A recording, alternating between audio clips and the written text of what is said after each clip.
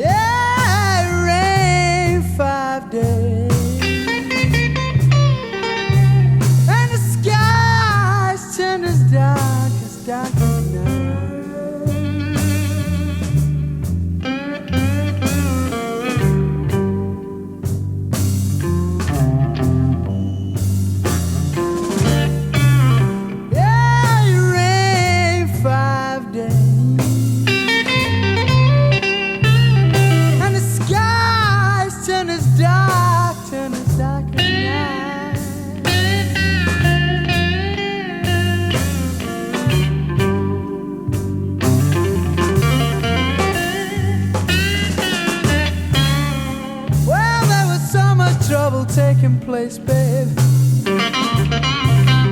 So much trouble that you gotta get yourself so far outside.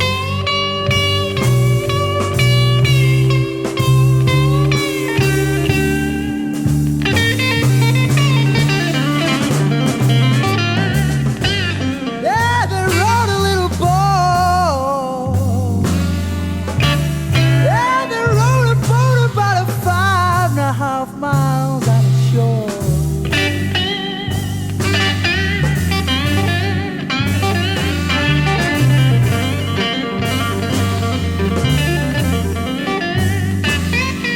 Yeah, they rode a little boat about 5.5 miles out of shore.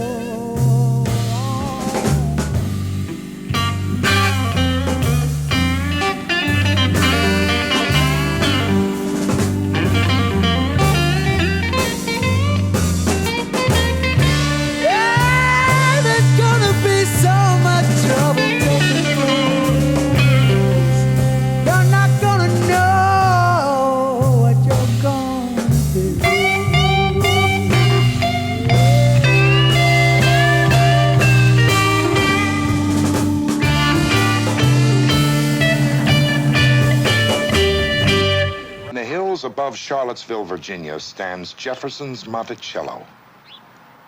No better words could describe our present course than those once spoken by the great Thomas Jefferson. It is the melancholy law of human societies to be compelled sometimes to choose a great evil in order to ward off a greater evil. We have chosen to fight a limited war in Vietnam. Jefferson's words belong to the past, but the Vietnam War belongs to the present and to Charlottesville, a town with men in the service, with defense work, and with a university full of draft-age men. A town not typical, but certainly representative of America. A town in which you can see that this war is different. In 1941, no one in Charlottesville protested the draft. Men enlisted without waiting to be called. The University of Virginia campus was crowded with drilling riflemen. Support for the war was proud and visible in the windows of thousands of American homes with men in the service. The term hero was used without irony, and soldiers and sailors were welcome anywhere.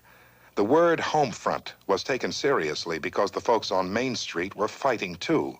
There was no credibility gap, and everyone knew who and what the enemy were.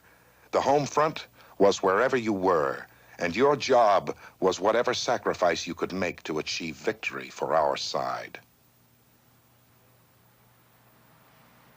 Today, you could walk through Charlottesville and see no evidence that there is a war.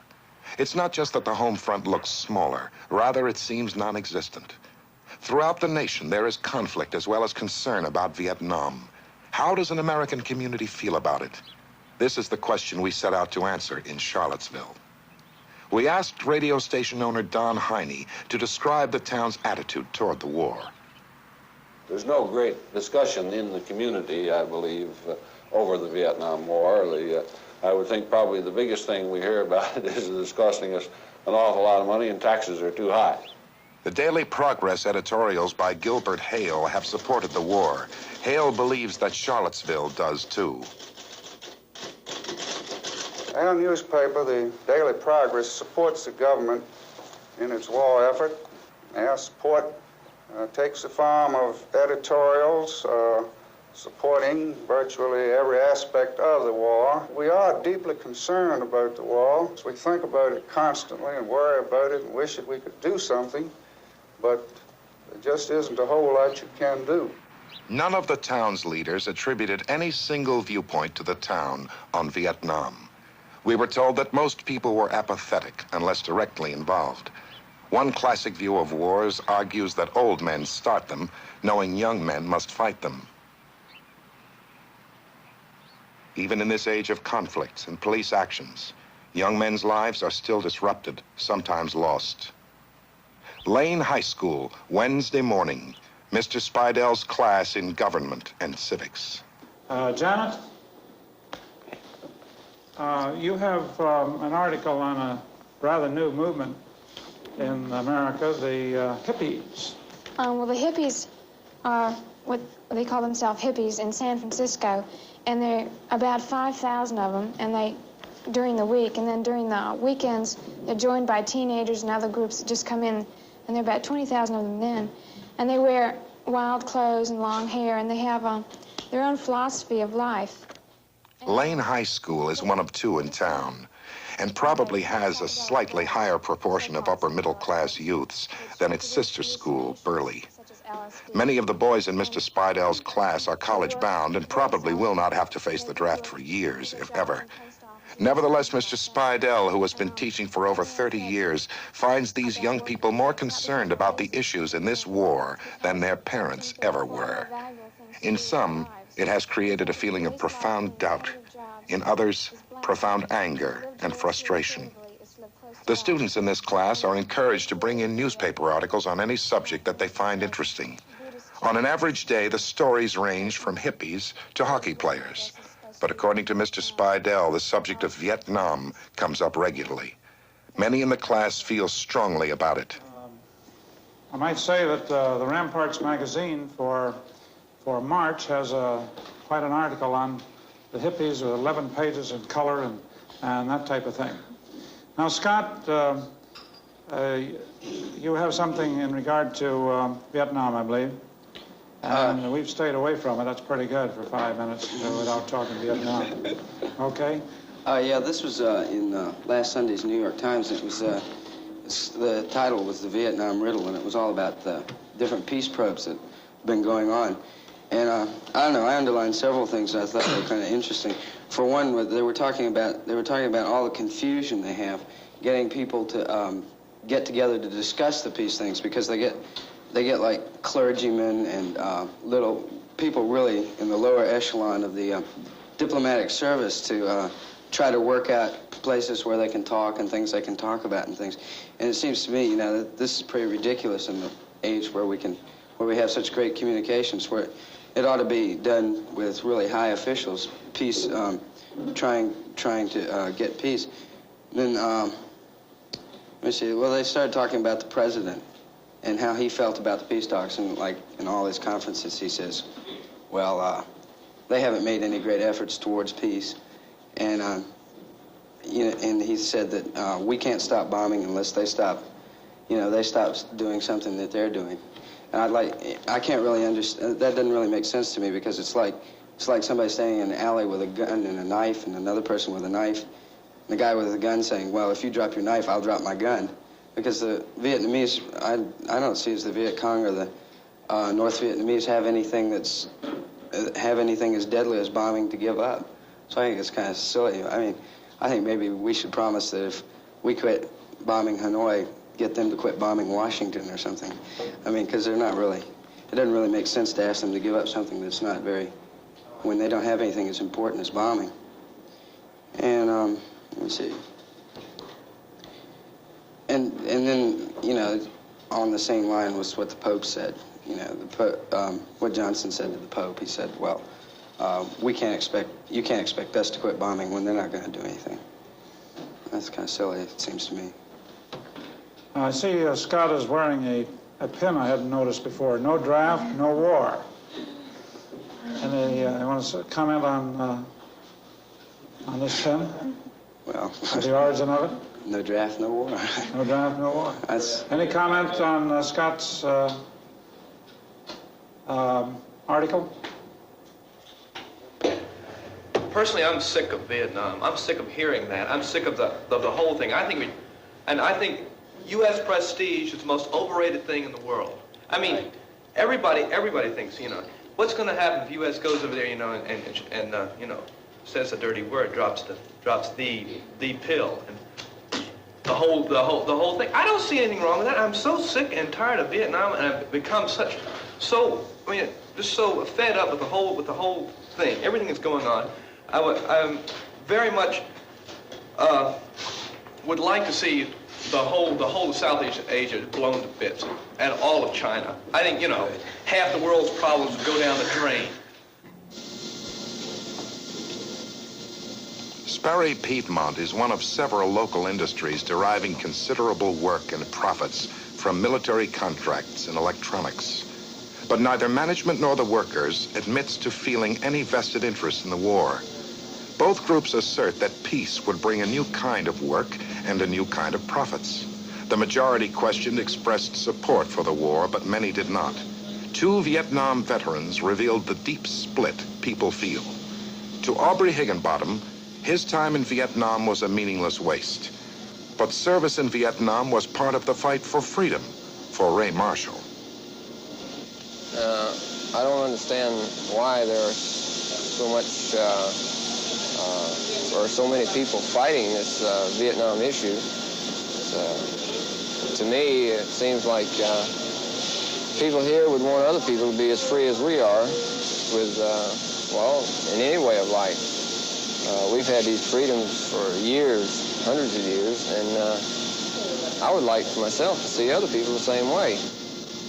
As far as being in Vietnam, I don't know why, but my reason for being over there was a job. I had a job to do. I was drafted.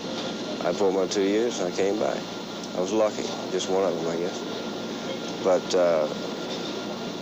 for being over there, I don't know why. The British once built an empire with young men willing to risk death in unknown lands.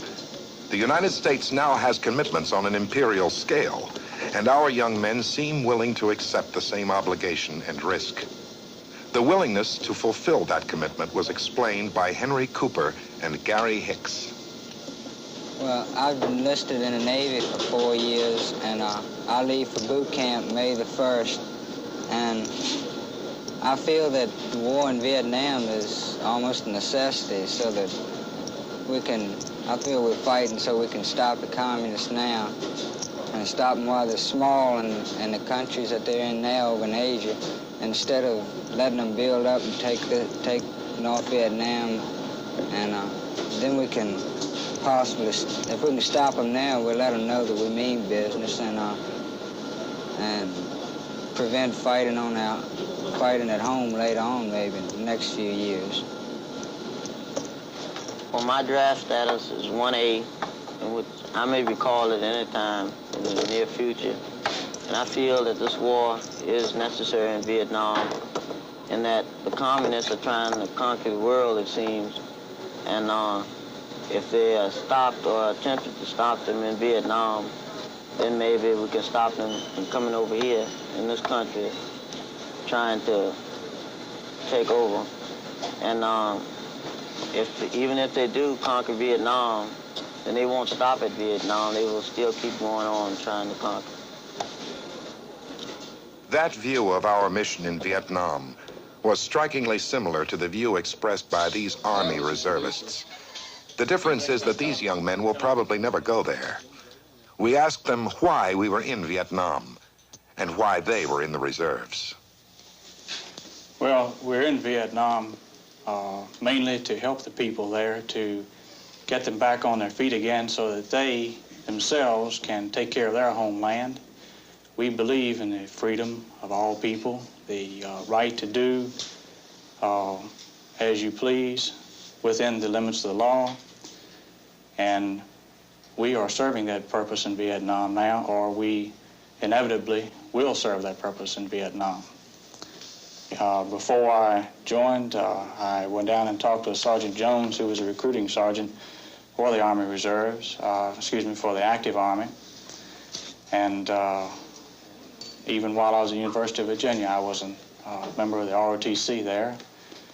And at that particular time, I had a small taste of the Army.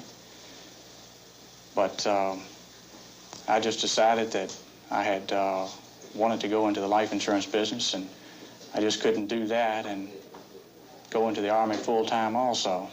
Well, I think one reason that we're in Vietnam, if we'd pull out now with its communists, I think the Communist Party would spread more over the world than it is now. And I think, and too, it's better to fight the war in Vietnam than it is here in the United States. I joined the Army Reserves in February of 1966. Like many of the other boys that are in the unit, it gives us an obligation chance to fulfill our obligation, and also to work with our civilian jobs without having to leave our hometowns. The Peregree Reserve Center is named after a Charlottesville soldier who died heroically in World War II. Some of these reservists are veterans, but most are part of the growing number of young men who satisfy their military obligations by once-a-week training sessions and 2 weeks of active duty each summer. This duty exempts them from the draft. The theory behind the reserves is that the government has fully trained units ready to call into action on short notice. But in the decades since World War II, few such units have ever been activated, and even fewer have seen combat. In consequence, there are waiting lists today for most reserve units. There is, of course, nothing to prevent a reservist who believes strongly in the war in Vietnam from volunteering for active duty. However, most enlistments in Charlottesville and in other towns come not from reservists, but from boys about to be drafted. Enlistment in the Navy or Air Force has a better chance of at least avoiding ground combat in Vietnam. On February 16th, the Junior Chamber of Commerce met at the Virginia National Bank to hear an address by William C. Battle, former ambassador to Australia. A distant struggle in a far-off land between people about whom we know very little. Said by Prime Minister Neville Chamberlain when Hitler went into Czechoslovakia. The JCs, enthusiastic as they are in so many areas, have vigorously supported the war effort. Mr. Battle's presence is just one more gesture of that support. Recently, they conducted a campaign to get people to send Christmas cards to the boys stationed in Vietnam. Thank you, Darcy. Some months ago, gentlemen, I approached some of you on the possibility of starting a project in Charlottesville whereby we could adopt a unit in Vietnam. By adopting a unit, I mean obtaining the names and addresses of units in Vietnam, corresponding with the men and the commanding officers, and asking them if there's anything we can do to help in their... The activities of the JCs are not necessarily typical of those of other local organizations. Even the veterans organizations have been relatively inactive in recent years. We asked Chamber President Tao to explain his organization's attitude toward the war. The age limit of our group is 21 to 35. We have several boys who are in our chapter of the JCs here in Charlottesville, Albemarle, who are now in Vietnam. And we feel that with our motto being young men of action, that it is our responsibility to take an active part in world and civic affairs, and we certainly feel that Vietnam is one of the most pressing issues that we've been confronted with since the Korean War. We adopt a unit. All those in favor signify by saying aye. Aye. Veterans organizations are traditional supporters of the nation's military efforts. At the Charlottesville American Legion, the support was strong, but the tone was moderate. Surprised at what I see on TV. It's war. I believe we ought to get in there and get it over with. That's the way I feel about it. These people have been sheltered by these huts and villages and are being helped in this manner. These people are really fighting on the opposite side, and why shouldn't these places be bombed and burned and the people rounded up and put into camps where they can't do the harm that against our troops that we are trying to prevent them from doing? Well, you saw a lot of this in France, Chubby, when people hurt over there, they were bombed and shot at. Well, this is one thing that you can't help on occasions. When you're going in and clearing out a village, well, in the case of the Vietnam War, I see it this way. The Viet Cong are infiltrating over into the friendly territory, and you don't know who's your enemy and who's not your enemy. Right. And these people, you don't know if they're on your side, if they're on the opposite side of the fence, and how they are. And I think these people have to be screened. I think if they have to take them into captivity, so to speak, well, and screen the people and find out how they stand. And I think it has to be done. But as far as people getting hurt in war, well, you're going to have women and children hurt in war. And they back to this old point that the Air Force General was making some time ago when they drop bombs. Well, you're going to hurt friendly people. You're going to hurt people that you can't help but hurt. And this is my feeling on the thing. I think that they have to do this, and it goes along with war. That's all it is to it. But for people like the William Jordans, that's not all there is to it. Mrs. Jordan is active in community affairs. Her husband is a physician. In World War II, people like the Jordans would have been leaders in home front activities. Today, they and their friends, educated and well-informed people, do little to support or oppose the war. They are troubled and uncertain, and probably mirror the feelings of the majority of the town. It takes a personal tragedy to bring them face to face with Vietnam. A lady who works for me has a son, had a son, who was killed in Vietnam. He was a resident of the city of Charlottesville, went to Lane High School, went on to college. He'd been highly active in community musical and religious activities. He was the very best example of what we would all hope that our sons would be. And he was a career military flyer. He was a navigator in a plane. And it was his job to defoliate part of South Vietnam or North Vietnam, I don't know which. No, South Vietnam. And his plane crashed and he was killed. And the outpouring of sympathy and grief for this individual, and particularly for the mother of the individual, was really one of the most dramatic and compelling and touching things that I can recall. Yeah. But this, I suspect, was not because we were so persuaded that he was doing the right thing and was dying for his country, so much as it wasn't. This was a tragic waste of a guy's life. And a personal. Yeah, right. Well, in Fayetteville, North Carolina, near Fort Bragg, where my husband's relatives live, there's a telegram comes on almost every street. Not every street every day, but I mean every week, because these people are involved in military service. Their reaction, I'm sure, be much different from what ours is. Many more of them are personally involved by family. We are, I'm going to say my say, because these people talk too much. Sorry about that. We are concerned, I will repeat, and very much so, but we do not often at dinner parties and small gatherings like, not never, but we do not often discuss and get into great arguments and discussions about Vietnam. The University of Virginia was designed by Thomas Jefferson, and his architecture dominates the school only slightly less than his ideas. It is 3,000 miles from Berkeley, but the distance is more than geographical. Words like gentleman and decorum are heard frequently, even from rebels. Professor Charles Baldwin is a former U.S. ambassador to Malaysia and a lecturer in government. Though troubled by some of his students' reactions to the Vietnam War, Mr. Baldwin felt that the majority were probably behind their nation's policies to the extent that they understood them. Never before, he felt, has there been such a gap in that understanding. They're not convinced of the necessity of it. They haven't yet been convinced by anything that's been said about it. They can't see the direct threat. I mean, if there was a threat against this country, I'm sure these same young Americans would rush for their uniform and their weapons in order to repel the invaders. But this is 12,000 miles, 8,000, 9,000 miles away. They don't see this. And I'm not laying the blame at anyone's door, but I'm not sure that Washington has yet succeeded in interpreting clearly to our younger generation the reason why we're doing what we're doing in Vietnam. The sight of young men in uniform has become a familiar sight by now on most American campuses. The Reserve Officers Training Corps is one more way in which college-educated youths inevitably enjoy a privileged position in this war. He enters the military as an officer and a gentleman. At UVA, that's important.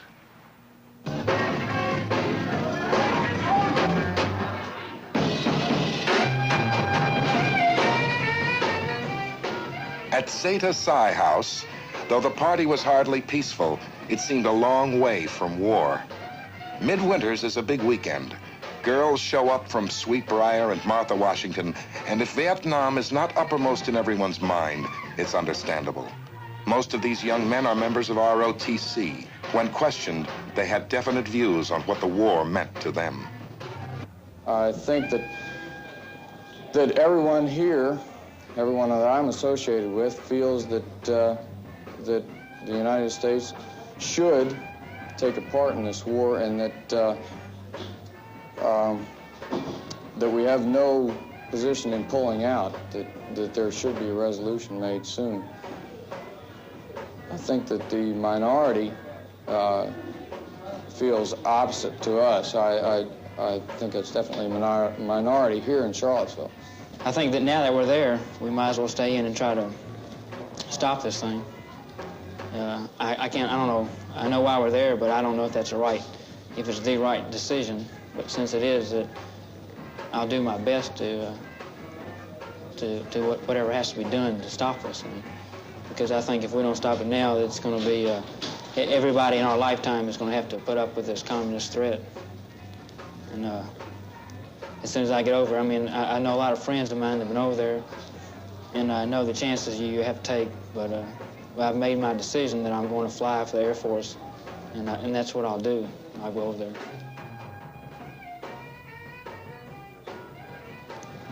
I had a friend I went to high school with, and he was a pretty smart boy, and he'd been accepted to 3 colleges, and but he decided that since he was a lot younger than most people that graduated, and not probably as mature as everybody, that he decided to go in the Army. And he went to jump school, and he was about to get out. This was his last month of service over Vietnam. He was in the Army, and he was killed over there. And I'm from Charlottesville, and he was from Charlottesville too. And I think this is when it really hits hard.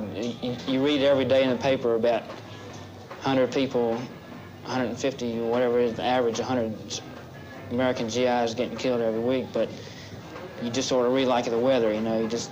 You read it every day, and you never think about it until it's somebody you know. Even those reluctant to go spoke with the same painful honesty. Well, I don't want to go to Vietnam because I don't want to get killed. If I have to, I will. It works out that way. But I've got more than one person to watch out for. So I want to try and work the service time and go to Germany or work my service somewhere else. But if I have to go to Vietnam, I will. Supposing the United States feels that this impartial body that you selected of India, who's receiving aid from the United States and Russia as well. Not Russia, Poland. Poland, you suggested Poland. Not suggested. India. Poland is an actual... The arguments are endless and sometimes pointless. But many of the young men who support the war admit they do not understand it or feel comfortable about it. The contrast is striking. In World War II, fraternities like this one often enlisted in a body.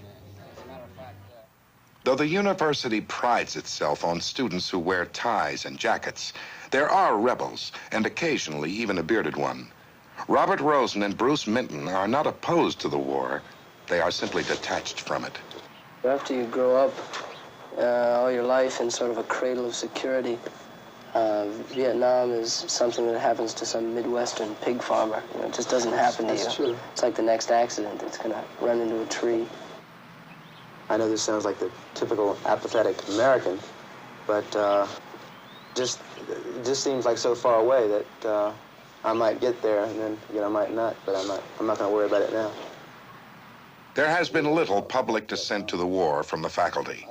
Though he has shared quarters with Bob Kellogg for a year, instructor Doug Day said they never discussed Vietnam. 2 years ago, when I was one of the 2 faculty sponsors for a liberal group that was trying to help integrate the restaurants around the university, I went along very much with these people until at the end of the problem, when the restaurants were integrated, various members of the student body of this group wanted me to help take part in Stop the War in Vietnam programs. And at that point, I didn't know anything about the war in Vietnam, not that I do now, but I didn't feel that I was justified in taking any position at all.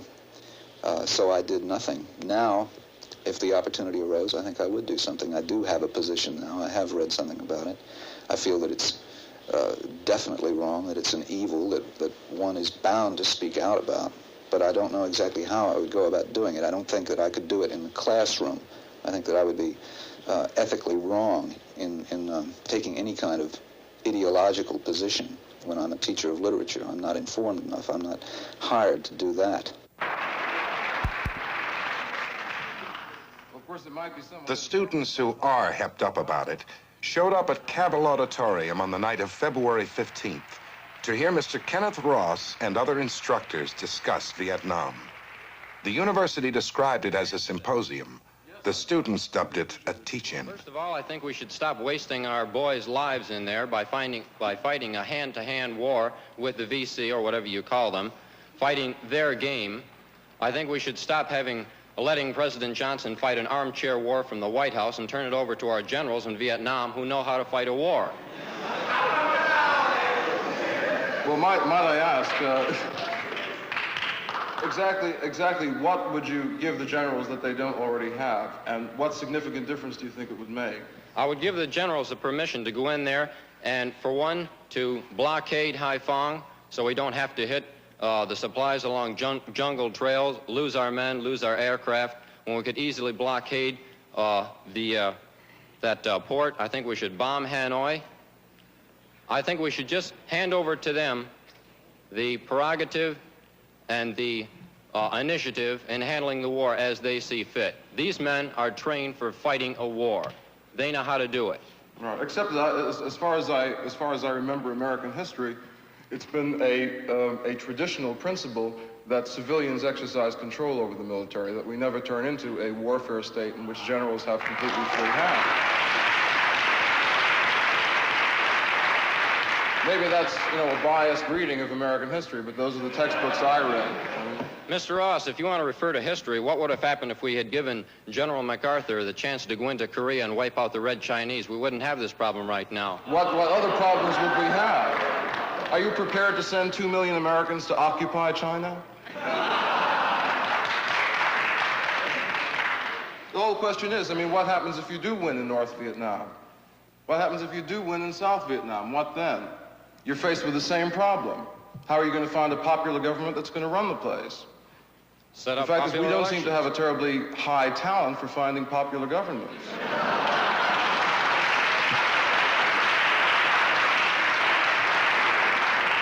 What would be our course then? Turn it into another Laos with a coalition government? I see no reason why not. And have it turn into eventually a communist government. Is that your idea? Well, that doesn't terrify me quite as much as it seems to terrify some other people.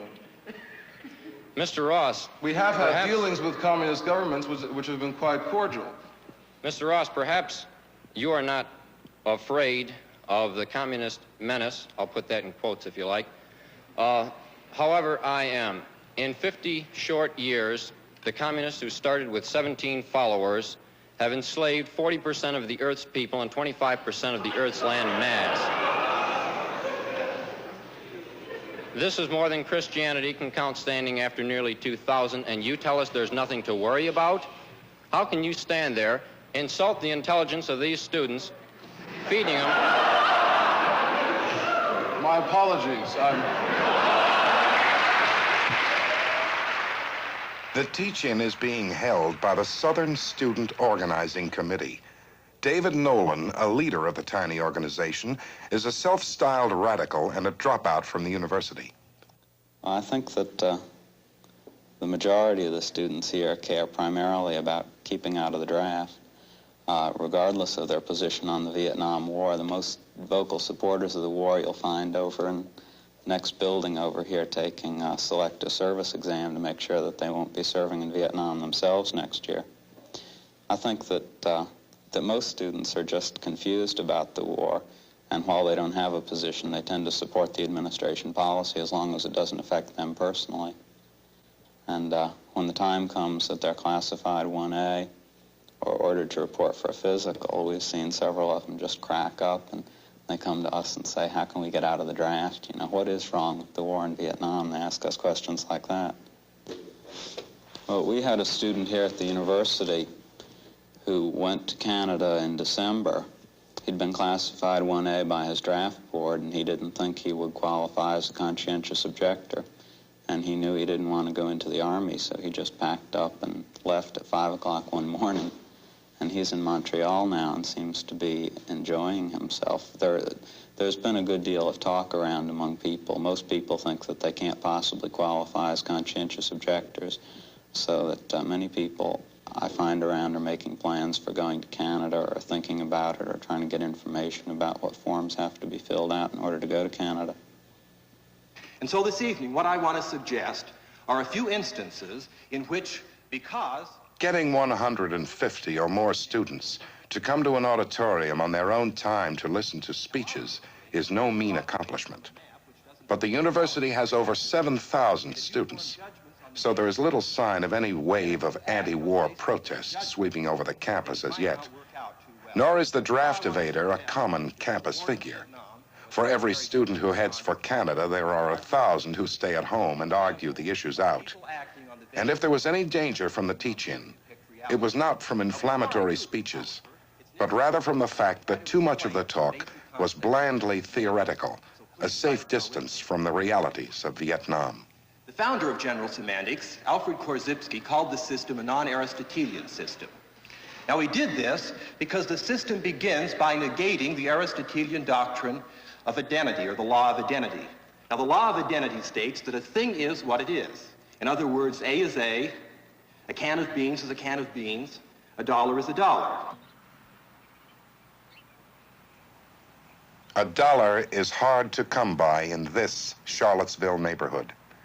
The war on poverty is now definitely a second front, and it is often claimed that the poor know it and bitterly resent the fact. There was little sign of this resentment in Charlottesville. The people who stand to lose most if the war on poverty is neglected are also those who, ironically, are least aware of what they stand to lose. The poverty program had just gotten off the drawing board, so no one would feel a cutback even if it came. Those leaders who do recognize the potential threat that Vietnam poses to the poverty program are typified by civil rights leader Archie Williams. Mr. Williams recognizes Vietnam as a hard but inevitable fact of life. I finished my military obligations in the Korean conflict. And the people in this area, as all areas, no one likes war because war is disastrous. There isn't any gain in war whatsoever. Well, in talking to some of the people just at random, they feel that it is a lot of money being wasted abroad. Some of this money could be used in neighborhoods like this throughout the United States. The war in Vietnam has had personal impact on the man in charge of the poverty program, Jay Worrell. Sometime while my oldest boy, Jay, was growing up, he decided that he would be a conscientious objector. And when the he got his draft notice, he so notified the draft board. And as a result, he's now serving his alternative service in Vietnam. He's in a refugee settlement containing some 5,000 Vietnamese people, mostly women and children. The men are in the jungle hiding or fighting as Viet Cong. And he is helping them to build shelters and to build latrines, and generally is keeping them busy. And he writes that this settlement is within earshot of the Iron Triangle, and that he goes to bed at night to the sound of artillery fire. My second boy, James, is a sophomore in college, and he's also decided to be a conscientious objector and has so notified the draft board. And I think both my boys are influenced in making these decisions by the fact that we are Quakers, members of the Society of Friends, which is traditionally a pacifist group, and by the feeling that war is a horrible institution which we may be able to eliminate by such means as the United Nations and the World Court. I'm obviously not a pacifist, since I enlisted in the Army in 1941 and remained on active duty for 20 years. However, I considered the pacifist positions very seriously and was decided to enlist because the newspapers began to carry headlines about the fate of the Jews in Germany. Now, I don't know what my boys' attitude would have been if they were confronted with the same set of circumstances that I was confronted with in 1941. But I am satisfied that they have made their decision to conscientiously object to war on a well-thought-out basis, and I'm satisfied that they have made honorable decisions. Living in a neighborhood nearby are two young graduate students. For Richard Muller and Bill Leary, the war poses a decision that they hope to avoid. I guess if I was faced by the draft board calling me, I'm not sure exactly what I'd do, but I think I can say definitely that if I were handed a gun and told to go shoot Vietnamese, North Vietnamese, Viet Cong, whoever, that this would be to me an immoral action, and I don't think I could bring myself to do it. I'm a graduate student, and my deferment comes up for renewal in October.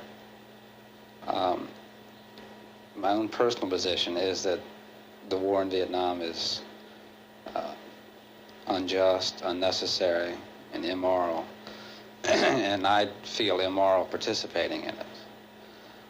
On the other hand, I have the problem of realizing the attitude of my parents, especially my father. I'm certain that he would consider any refusal of mine to participate as nothing but cowardice, a lack of patriotism.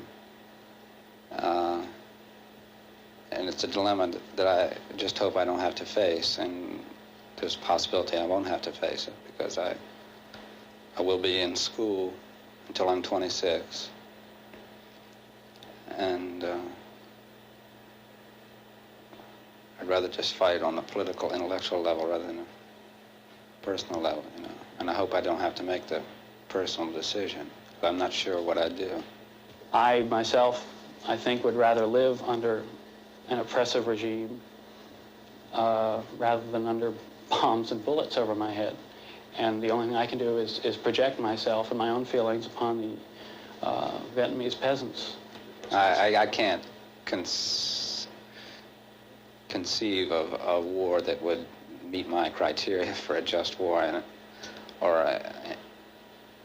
I don't think any war has ever been just, but one that you could endure or you could allow yourself to be a part of. Most arguments about Vietnam begin over strategy and end on morality. Historically, nations have frankly waged war for power, but America has always needed a moral justification. We asked 4 Charlottesville ministers to examine that need in relation to Vietnam. Dr. Bester Birchie of the First Presbyterian Church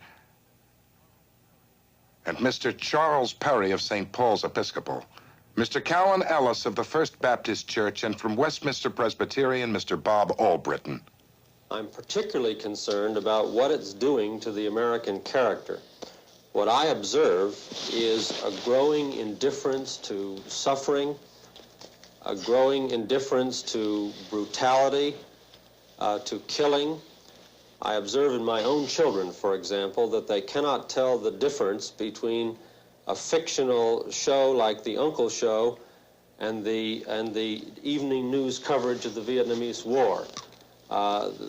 There's a difficulty in distinguishing what is real and what is fictional in terms of suffering, and it seems to be that suffering is becoming something that we are accepting and not raising any real questions about. But now the thing about brutality you bring up. Why is it that you're concerned about brutality and the effect of it to our population in this war? And I never heard that topic either in the Korean or World War II. Is it suddenly this war which makes us makes us accept brutality with greater ease? Or is it not the total climate of our society, with all the violence on TV, long and in other media, long before this war started? Is there not a general trend toward brutality? Wouldn't you make a distinction between World War II and this one? I do not. I know you do. It was a multilateral thing. Despite the fact that the UN command was under our command, we did have the sanction of the United Nations in the Korean conflict, and we were part of an allied effort in And what are we today in South Vietnam? It's a unilateral effort. And yes, you didn't see because things it was a action? United Nations effort. Well, there's one other factor here that that I see coming out of this. Are we waiting for the United Nations decision to determine whether or not it's moral or whether or not it's immoral? If the United Nations favors the war, then would you say that it's a moral war?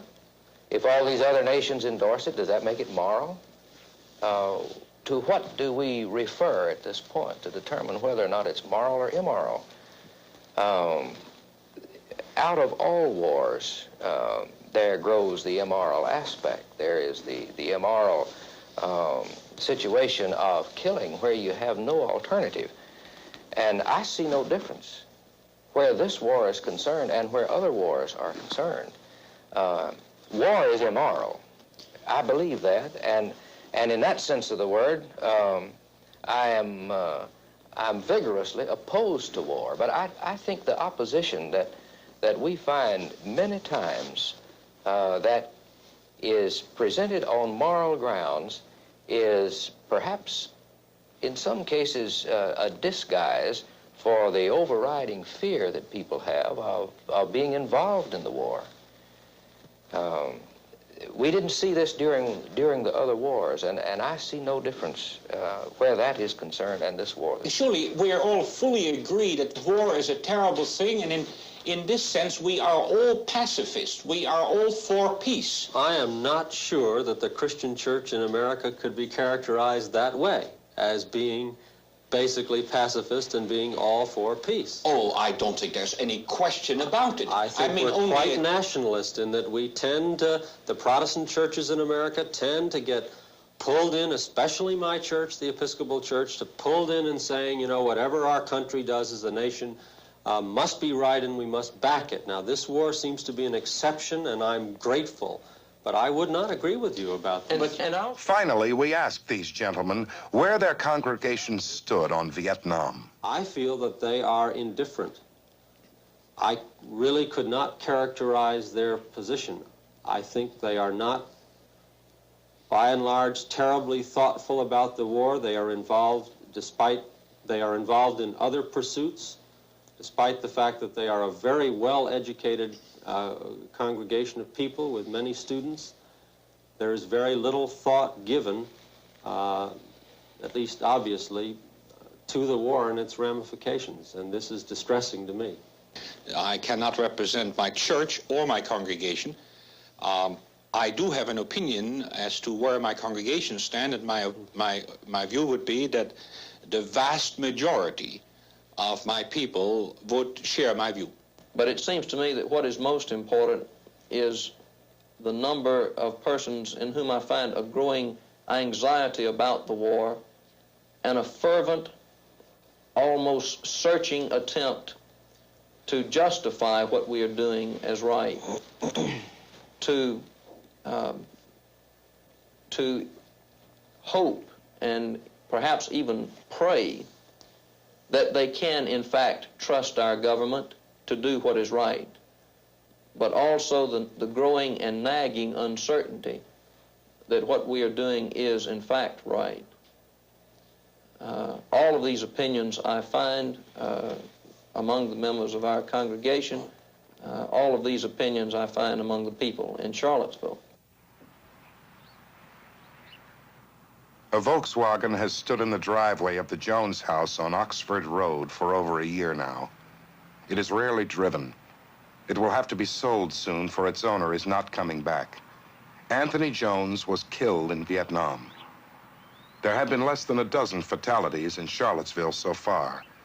There have been only about 7,000 killed in Vietnam, but only seems a strange word to a family like the Joneses. For Tony's family, the fervent searching that the Reverend Albritton described is no abstract moral exercise. Maria Jones must live day after day with the loss of her eldest son. Mrs. Jones is a Red Cross worker and comes in contact with the war every day. She and her invalided husband live alone in this house, except for weekends when David, their youngest son, is home from college.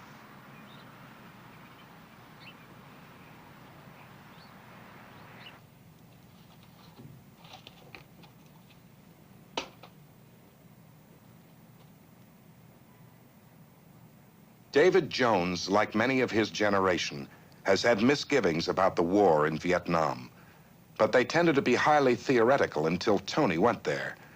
The moral issues suddenly became very real. Just wars and limited wars and international commitments suddenly became a very personal matter. Tony's death did not solve any moral problems for his family. Rather, it crystallized them, and in a very real sense, kept them alive. Much of what this family believes about Vietnam is based not on press releases, but on the letters written by Anthony Jones. We asked Mrs. Jones to describe the events that brought Tony to Vietnam and what he found there. Yes, Tony went into this, let's see, it was March of 1965, wasn't it, David? And in October of 1965, he arrived in Vietnam. And we got the news of his death on December 6th, 1965. He was only in Vietnam a matter of, well, 5-6 weeks. That's all. And he had written quite often, and the last letter that I saw was the one he wrote at Thanksgiving.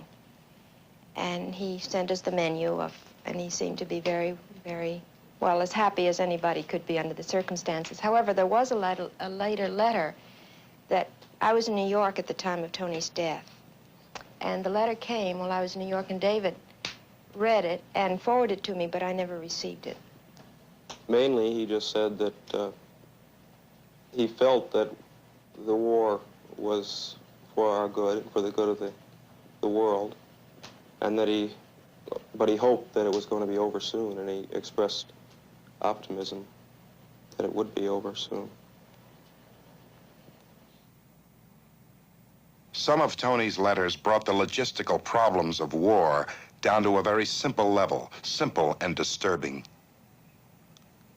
Well, the thing that bothered me very much, and it still does, and I guess something's being done about it, were the things that he asked for, because Tony was a very gentle person and a very kind person and a very good person and not a complainer in any way, or he never demanded anything of anybody. And the thing that really upset me was when he wrote and he asked for oil for his rifle. He said to please send him some oil for his rifle, some insect repellent. And these were the things, the only things really and he wasn't complaining, he was just asking for them. But this bothered me tremendously, the fact that we had all these boys over there and that they didn't have the things that to me were basically absolute necessities. But other than that, he was optimistic, as David said. He never complained. I guess he didn't want to worry me. And of course, he wasn't there very long. David's friends usually don't talk about the war in front of him either. He knows some are against it. His own views have changed. He no longer believes in pulling out. I feel that we shouldn't ever leave unless there's peace. Because so many lives have been lost, I think that there's a personal debt that has to be paid to the people of the United States to make up for all these lost lives. And I don't foresee this happening within 2 years unless there is peace, however getting out, because we're just so involved and it's just such a big mess. Many of those killed in Vietnam were career soldiers. But for a draftee's family, the interruption of a life is perhaps more shocking. He had a girl that we hadn't met, but apparently things were serious. He met her in Massachusetts. And I'm delighted that he had Judy, because he had something while he was there that he had to look forward to. We've never met her, and just called her and told her when he died, and she corresponded, but it stopped, and I'm glad, because there's no sense of her ruining her life. She was... So he might have married Judy, and I don't know. But as far as I know, teaching was his inclination, that he was that kind of a person that would be... Making a lot of money didn't particularly appeal to him. What he wanted was to teach or do something of that type. In a time when people take refuge in bird imagery, and when the definition of a civilian target is discussed as solemnly and almost endlessly as the number of angels who can dance on a pin, Mrs. Jones has had to come up with her own view of the war and of the people who believe her son died in a war that is folly. Well, it really doesn't upset me too much, because there are people that have felt that way all along. I don't believe in war as war, and I hope and pray that this war will be over soon, because I'm very close to it at the Red Cross. We get calls all the time. You can't escape it anyway. Every time you turn on the radio or the television, it's right there. It's nothing that you can sort of put aside and say, I won't think about it. It's brought to me, and I can't help but think of it every day, many times a day. But I won't say I respect. Well, in a way, yes, I guess I do, for people's thinking, and they have a right to believe what they believe, and it doesn't make me angry. It really doesn't. I don't feel anger towards anybody. Actually, people said to me when this happened, you feel about the enemy. Well, they're trying to kill, and maybe Tony killed somebody. I mean, that's war. Unfortunately, this is what it does. I can't hate anybody. Maybe Tony killed someone's son. I don't know. So I just go on.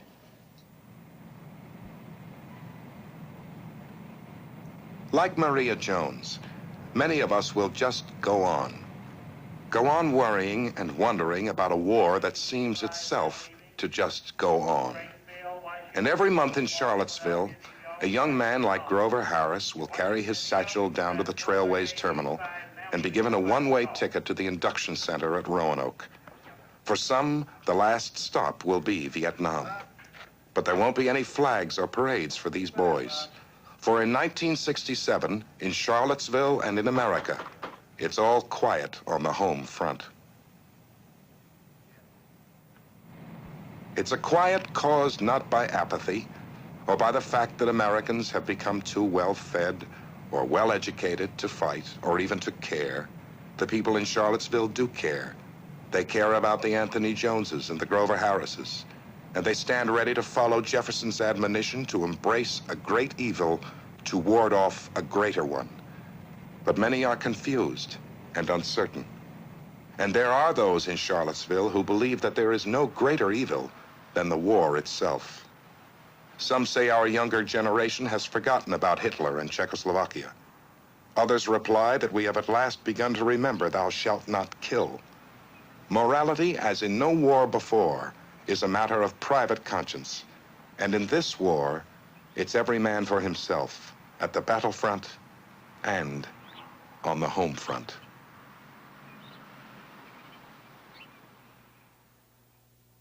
But as far as people getting hurt in the war, well, you're going to have women and children hurt in the war. So he might have married Judy, and I don't know. But as far as I know, teaching was his inclination, that he was that kind of a person. I would very much would like to see the whole of Southeast Asia blown to bits. Well, I don't want to go to Vietnam because I don't want to get killed. Then you pull the trigger. Somebody falls if you hit them. Because they are D-E-A-D, dead. I think that there's a personal debt that has to be paid to the people of the United States to make up for all these lost lives.